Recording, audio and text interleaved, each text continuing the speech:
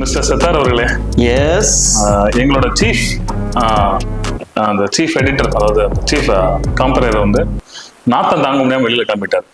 ஓ, அவர் வர்றதுக்கு லேட் ஆனால நான் வந்து உங்களை பேட்டி எடுக்கணும்னு நினைச்சு வந்திருக்கேன். எனக்கும் உங்களை ரொம்ப நாளா நான் அடிக்கணும்னு ஆசையா? ஆல்ரெடி அடிச்சிட்டீங்க ஸ்டுடியோவை, இருந்தாலும் உங்களை வந்து நான் பேட்டி எடுக்கணும்னு ஆசை. என்ன கேள்வினாலும் கேட்டுக்கலாம். கண்டிப்பா கண்டிப்பா. நீங்க தான் எந்த கேள்வி கேட்டாலும் பதில் சொல்ற கண்டிப்பா. கண்டிப்பா கண்டிப்பா. ஓகே, அதாவது உங்க பேர்லயே ஒரு ஒரு சிறப்பு இருக்கு. செத்தார் அப்படின்னா என்ன அர்த்தம்? செத்து கூட்டல் யார்?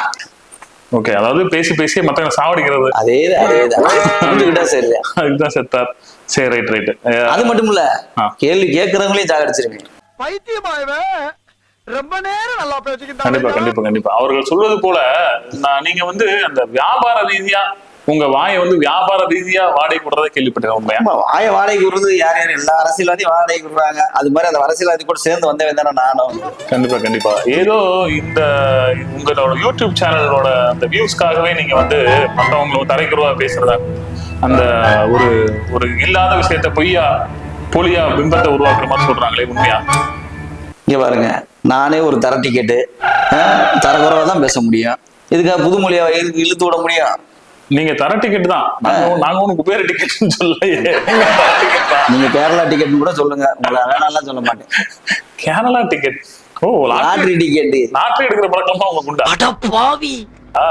ஏற்கனவே லாட்டரி அடிச்சு தான் சென்னை போல சுத்தி வந்துட்டு இருந்தேன். ஏதோ ஒரு சீட்டை கொடுத்தாங்க, உட்காந்து நான் பாட்டுல ஏதோ பேசினேன், பூரா ஹிட் ஆகி போச்சு. உங்களை மாதிரி 4 பேர் நாரடிச்சிங்கனாலே ஆட்டோமேட்டிக்கா நான் ஹிட் ஆயிடுவேன்ல. செத்தார் அவர்களே, இறுதியாக ஒரு கேள்வி.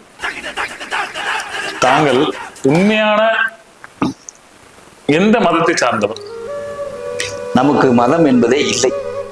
எம்மதம் சம்மதம். எல்லாரும் ஒரு நாள் சாகத்தான் போறாங்க. செத்தார் என்றால் எல்லாரும் ஒரு இடத்துக்கு சாகத்தான் போறாங்க.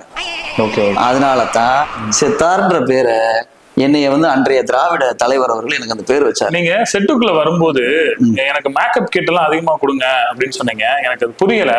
என்ன முகத்துல எல்லாம் ஏதோ தழும்புகள், காயங்கள், அங்கங்க வெட்டு காயங்கள் இருக்கே, அதுக்கு என்ன காரணம்? தம்பிகள் அடிச்ச அடி அத்தனையும் தழும்பா போச்சு தம்பி. சரி, தம்பிகள் இங்க வரமாட்டாங்க, இருந்தாலும் நீங்க தொடச்சுக்கோங்க, அந்த கவலையை தொடச்சுக்கோங்க. தம்பிகள் எப்பவுமே அடிக்கதான் செய்வாங்க இல்லையா? எதுக்காக நீங்க அடி வாங்குனீங்க தம்பிகள்கிட்ட? எல்லாம் ஒன்னால